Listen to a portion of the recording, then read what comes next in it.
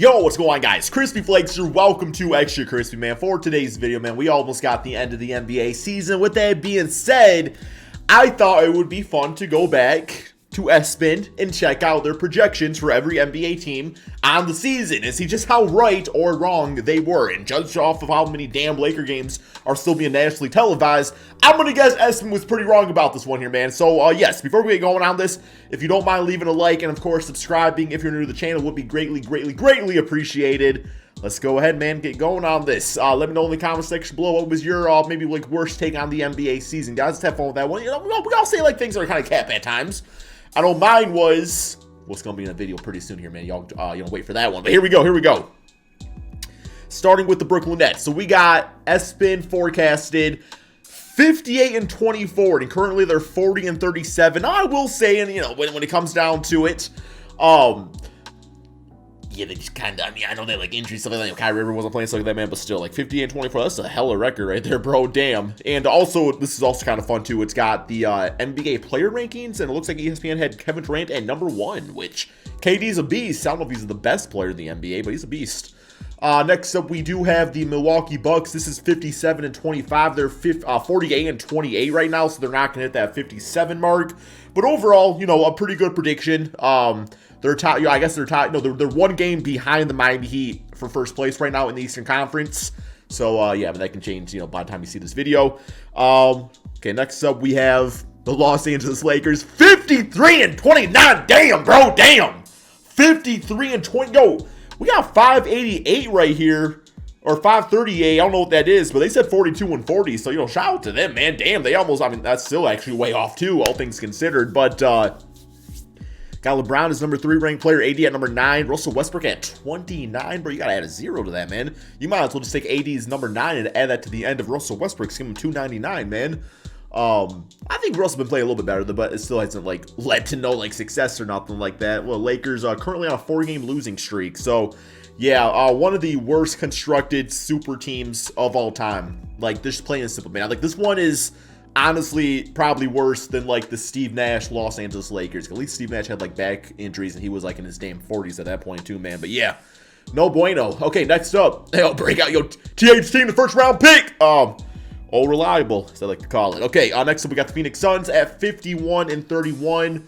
Currently 62-14, man. Literally putting together one of the greatest regular seasons of all time in a year that was just discombobulated with different stipulations and injuries. That's just using big words, just say big words. I didn't say nothing with that statement right there, man. But regardless, the Phoenix Suns, literally, bro, this team is, they're the real deal. They were the real deal last year and at the end of the bubble the year before. So, yeah, man, W right. Well, kind of a W, 51-31. That's still a really good record to predict. This is 59-70, though. They predicted 53-29, so good for them on that. Next up, we got the Utah Jazz, 55-27, currently 46-31. Yeah, I know, Donovan Mitchell, recently getting kind of pissy with his teammates and stuff, saying, man, it's same old. Here we are, being a fine regular season team, not really, stepping up to the plate and underperforming and stuff at times and stuff like that. But, I mean, I don't know, Utah Jazz still going to be interesting in the playoffs, but I got them probably as a second-round exit. Next up, we got the Miami Heat. 49-33, currently first place at 49-28, so they are going to exceed the expectations right here. And to be quite honest, man, Tyler Hero obviously is having his best season yet, but I don't know, man. This Heat team, they're just built very nice, and I mean, it's even a team too that's struggled with with consistency, Duncan Robinson at time. Obviously, Victor Oladipo's not been playing a ton of stuff like that, leading up to when he actually started playing. They always just kind of pull together, man. They always pull together. Currently on a 2-game winning streak. All right, next we have the Denver Nuggets at 50-32, currently with a record of 46-31. So it actually looks like they're going to get right around that exact mark, which, if you really think about it, because ESPN doing this ranking right here, this is them saying this is based off of completely healthy teams. The fact that they're going to hit that 50-win mark probably, and that's with Jamal Murray and Michael Porter being out and stuff, I think Jokic probably ends up getting the MVP again, man. I don't know. There's something to be said about that. I know he's not the most exciting pick for MVP because last year people barely cared. They're really not going to care a second time around, but I mean, I don't know, man. Got the numbers to back it up.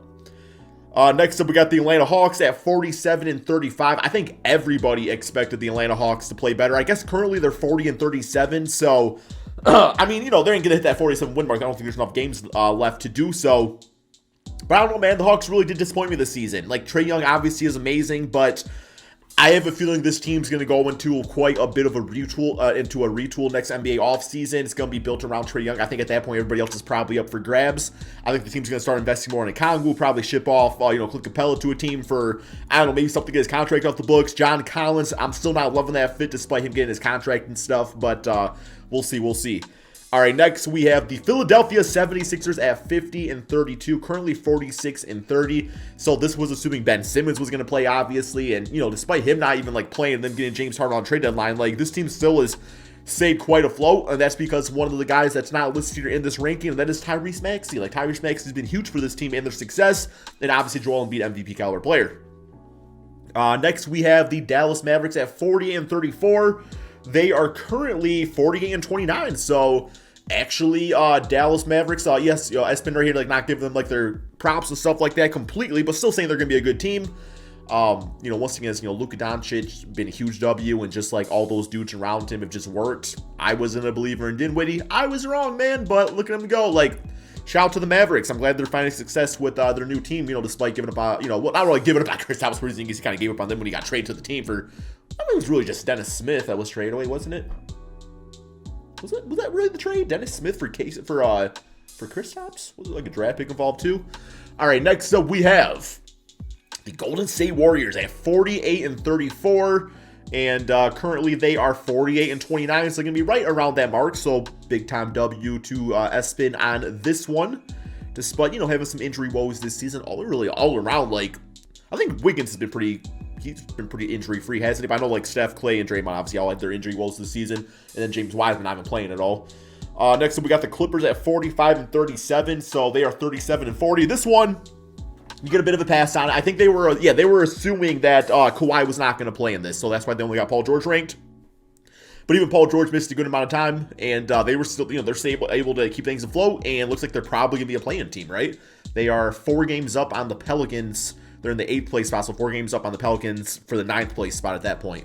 All right, here we have the Boston Celtics at 45-37, 47-30. Jason Tatum has broken out from all-star player to superstar MVP candidate. That's just where he's at now at this point in his career, and it's only going to get better. And I'm so happy that the Celtics management, with Brad Stevens and stuff, did not give up on this duo of Tatum and Brown, because around the trade deadline, the team was not performing the greatest. And there was rumors, but I know me personally, I always said I love this Tatum-Brown connection, but I love that duo. I think that's something you build around and not something you trade away, because it's hard to get players like that. It just is. They are so fantastic. Next up, we have the New York Knicks. Yeah, this one right here, hugely disappointing, 44-38. They currently have a record of 34-43 and just fell out of playoff contention. They just can't make the playoffs now, not even the play-in tournament. No idea what the direction the team goes in. If I'm being quite honest, RJ Barrett, Emmanuel Quickly, maybe Obi Toppin, but I could even see trade scenarios where that could make sense. But I would say RJ Barrett, that's your dude, gonna get a lottery pick. Everybody else, I'm rebuilding around RJ Barrett. At this point, it's he's the real deal. This season, you will really put that to rest. You build around that, but everybody else got to go, man. Everybody else got to go. Even Julius Randle, especially Julius Randle. Okay, we got the Portland Trailblazers at 43-39. So this team is completely different from the beginning of this. So I'm not going to, roast Espen too much on this one.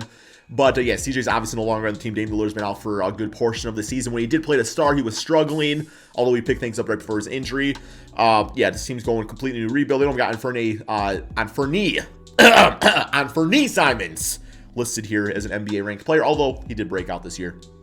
And they got him listed right here as a breakout player and a 0 little, so W on that. Memphis Grizzlies 42-40, completely disrespectful, 54-23, but like I said, you only know what you know going into the season. What we knew about the Grizzlies is that they had a very good young team. I don't think anybody projected this. This has been insane. What Ja Morant has done for them, what they've done without Ja Morant might even be more impressive, man. This team, damn, has been good without him. They're currently on a 6-game winning streak. What's going on? Seems amazing. We got the Charlotte Hornets at 40-42. They are 40 and 37, so actually going to exceed expectations probably by a little bit, unless they just lose out their next 5 games. But yeah, man, another team that's just kind of working. I love LaMelo, love Miles Bridges. I think another team that probably makes a few moves in the offseason to take that next step as a team, but they got such a good foundation already. Next, we got the Pacers at 40 and 42, and in all honesty, they probably should have been that. But I think this Pacers team, they were struggling so much with injuries over the past few seasons, and new coaching staff, and just not really meshing well with the players and the system and stuff like that. It was time to make a move, and they did that.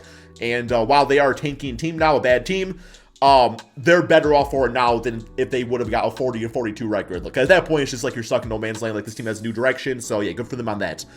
Next up, we have the Chicago Bulls at 40 and 42. Currently 45 and 32, exceeding expectations in that regard. But once again, a team that needs to learn how to beat the really good teams, because this is regular season base. But yeah, regardless, DeRozan listed at 45 goals, show the disrespect towards him. And also, it's hard for me to get too down on the Bulls in this case, because while they have played amazingly and everything, despite all that, they still had big time injury issues, huge injury issues. And Lonzo Ball, I think, is such a difference maker as a point guard. What he brings to a basketball team, him being out is not helped the case either. They would be better this entire time if Lonzo was in the game, I guess is what I'm trying to say. Toronto Raptors, 35 and 47, currently 44 and 32. Yeah, I knew the Raptors were going to get disrespected in rankings at the beginning of the season, but I also knew this team was going to break out this year too, because I don't know, man, I just really felt it, fully coming together and everything. I feel like last season and some of the additional challenges the Raptors had to go through, being a team in Canada that had different type of restrictions as far as COVID goes and everything like that. That was just a fluke of a season. This season, they bounced it back despite not having Kyle Lowry anymore. Fred VanVleet has played, obviously, an all-star and everything, and they're a great team. Next, we have the Washington Wizards at 36 and 46, and they have a record of 33 and 43, so they might, I don't see them, winning that more, to get to that 36 win mark, but pretty close to it. And Wizards had such a hot start to the season. Really fell off. Things just stopped working, especially once Bradley Beal went out and everything like that. So I'm curious what this team does in the offseason. Next up, we got the T-Wolves at 31 and 51. Another team that broke out like crazy. Currently 43 and 34. And if I remember correctly, the T-Wolves had a really strong end to last season, kind of to the point where it's you kind of saw things coming together.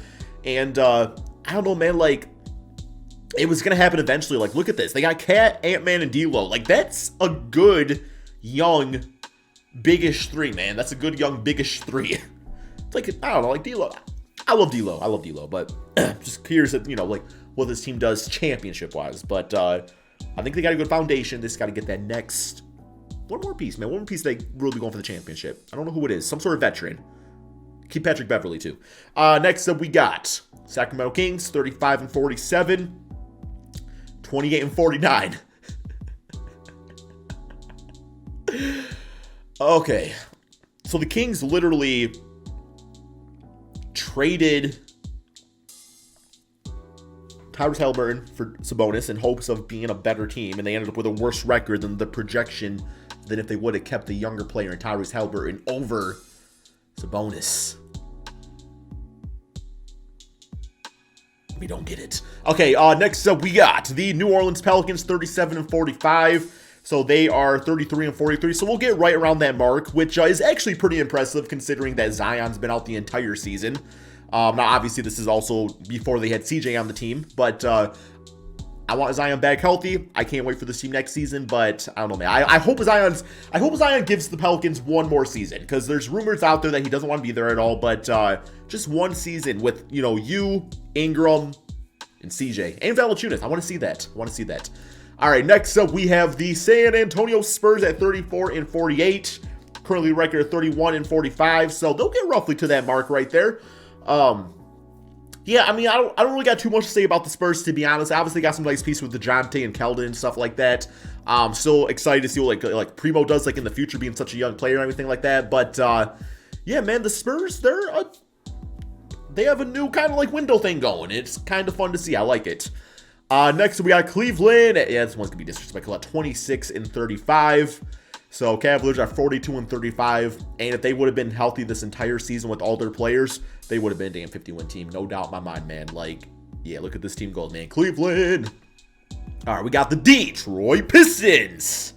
25-57. 21-56. Currently on a 1-game winning streak. We've been filled the other night. But, yeah, we'll probably underperform. We'll probably get to, like, 23, 24 wins.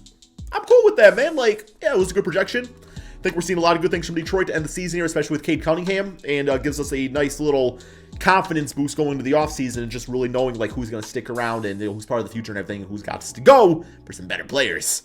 Next, we got the Houston Rockets at 22-60, 20-57 right now, so actually pretty much on point with that. Yeah, I still like the Rockets' future. I still think they had one of the best, like, overall draft classes or drafts this previous draft season. Here we have the Orlando Magic at 22-60, 20-57, so right on point with that. Another team that I think has to make some tough choices this offseason on who's going to be like the foundation of the team, but overall they're going to get themselves another draft pick. And the OKC Thunder 22-60, they're 22-54 right now, so right on point with that too. So I would say overall the predictions, some of them really off base, but we all do that. I don't think these were too bad, to be honest. Like, there was a few bad ones, but you know, like I said, like, nobody expected the Lakers to be this atrociously bad. Nobody expected the Cavaliers or really the Grizzlies to be this amazingly good. So I can kind of see that. But overall, I thought this was actually pretty decent. So, yeah, props to them on that. Thank you all so much for watching, and peace out, my friends.